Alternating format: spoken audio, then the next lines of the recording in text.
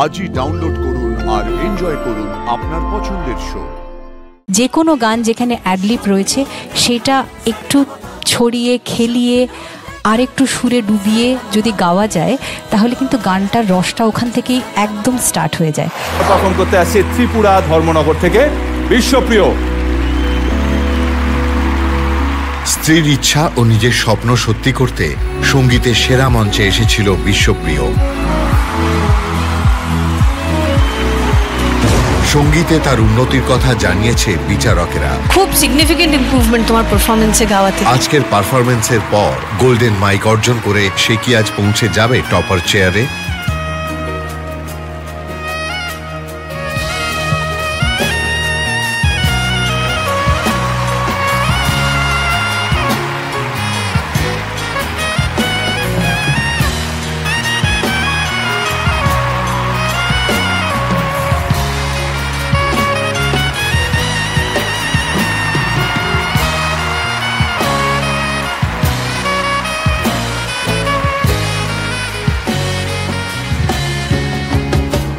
একটা মানে গিয়ে তোমার গান আটকে আছে, সেখান থেকে সবাই এক্সপেক্ট করছে বা আমরা সবাই এক্সপেক্ট করছি যে সেখান থেকে আরো উঁচুতে তুমি যাবে।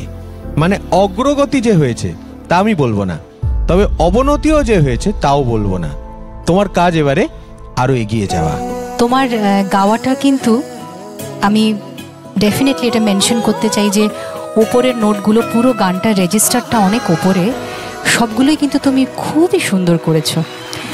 আমি নিজে সঙ্গীতের ছাত্রী হিসেবে, তুমিও একজন সঙ্গীতের ছাত্র হিসেবে আমি একটা টিপস শেয়ার করে নিচ্ছি।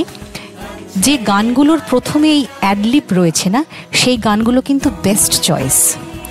তার কারণ যখন অ্যাডলিপ থাকে তখন সেখানে যেহেতু রিদম নেই, সেই জায়গাটা তুমি অনেকটা ছড়িয়ে অনেক নিজের মতন করে অনেক কিছু তোমার গায়কী দেখানোর একটা জায়গা সেখানে রয়েছে।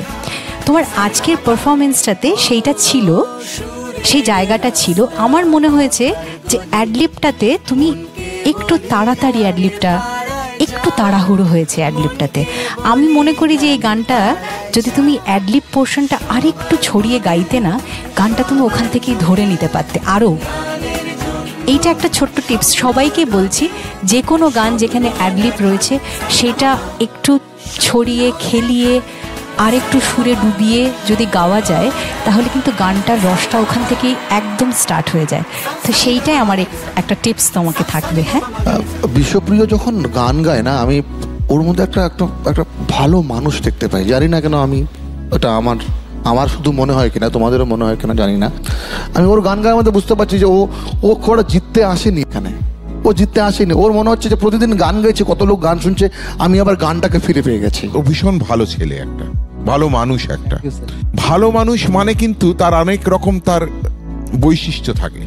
সেই বৈশিষ্ট্যগুলোর মধ্যে এরকমও থাকে, কিছুটা একটু চালাকিও থাকবে, কিছুটা একটু বুদ্ধিও থাকবে, কিছুটা একটু কৌশলও থাকবে। আমরা যখন গান শিখতাম তখন কোথায় শ্বাসটা নিতে হবে বা কোথায় দমটা নিতে হবে, চোরা শ্বাস বলতো সেটাকে, যে এইখানে চুরি করে শ্বাস নিয়ে নিতে হবে, এটাই সেই স্পট।